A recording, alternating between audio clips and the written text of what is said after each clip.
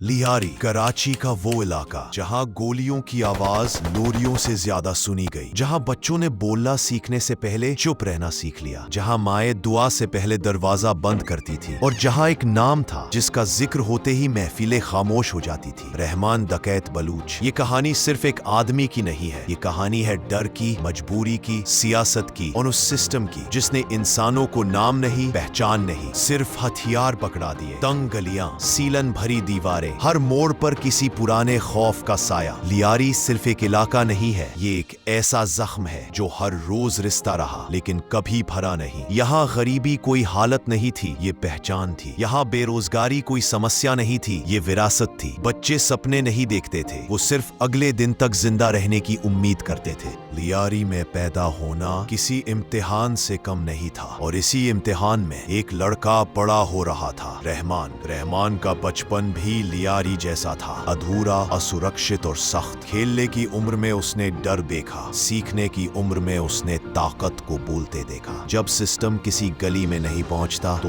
वहां कानून बंदूक तय करती है और रहमान ने बहुत जल्दी समझ लिया था कि इस दुनिया में सुना वही जाता है जिसके हाथ में ताकत होती है। शुरुआत में वह भी बाकी लड़कों जैसा ही था, ना ज्यादा अच्छा ना ज्यादा बुरा, लेकिन हालात ने उसे चुनने का मौका नहीं दिया। रहमान बलूच एक आम सा नाम, लेकिन लियारी में यह नाम धीरे धीरे एक पहचान बनता चला गया। कहते हैं उसने पहली बार बंदूक अपने लिए नहीं उठाई थी, उसने किसी और के जुल्म के खिलाफ उठाई थी। इलाके में जबरदस्ती वसूली, कमजोरों पर दबाव और सिस्टम की गूंगी चुप्पी, इन सब के बीच रहमान एक आवाज बनकर उभरा। लोगों को लगा कोई तो है जो उनकी बात सुन रहा है और यही से रहमान का कद बढ़ने लगा। कुछ लोगों के लिए रहमान रक्षक था, वो जो पुलिस नहीं कर पाती थी वो रहमान कर देता था। लेकिन हुकूमत के लिए वो एक बड़ा खतरा बन चुका था, क्योंकि सिस्टम को अपने बाहर किसी ताकत का उभरना कभी मंजूर नहीं होता। रहमान अब सिर्फ एक इंसान नहीं रहा था, वो एक असर बन चुका था और असर हमेशा डर पैदा करता है। दिन में गरीबों का मददगार, इलाके का बेटा, लोगों की आवाज। रात में खौफ,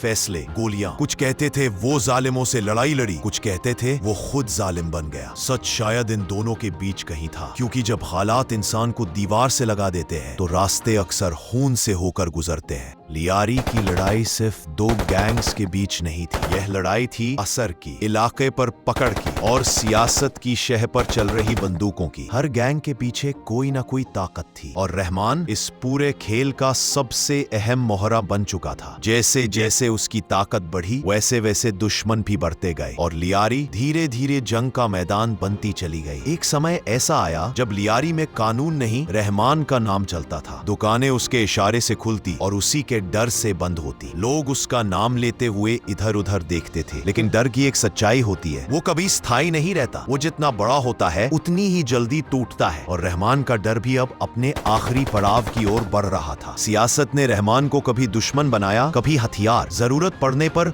उसे नजरअंदाज किया गया और जरूरत खत्म होते ही उसके खिलाफ मोर्चा खोल दिया गया। यहाँ कोई स्थायी दोस्त नहीं था, कोई स्थायी दुश्मन नहीं था। स्थायी था सिर्फ फायदा, और जब फायदा खत्म हो जाता है तो मोहरे भी खत्म कर दिए जाते हैं। फिर आई वो रात जिसने लियारी को फिर से जगा दिया। पुलिस, मुठभेड़, गोलियों की गूंज। जिस आदमी से लोग डरते थे वो जमीन पर गिर पड़ा। रहमान बलूच मारा गया। एक कहानी खून में डूबकर खामोश हो गई, या शायद बस रुक गई। रहमान चला गया लेकिन लियारी नहीं बदली, बंदूकें खामोश नहीं हुई, सिर्फ हाथ बदल गए। डर वही रहा, नाम बदल गया। आज भी लियारी की गलियों में लोग कहते हैं अगर सिस्टम ठीक होता तो शायद रहमान डकैत ना बनता। लियारी ने रहमान को पैदा नहीं किया, लियारी ने रहमान को झेला।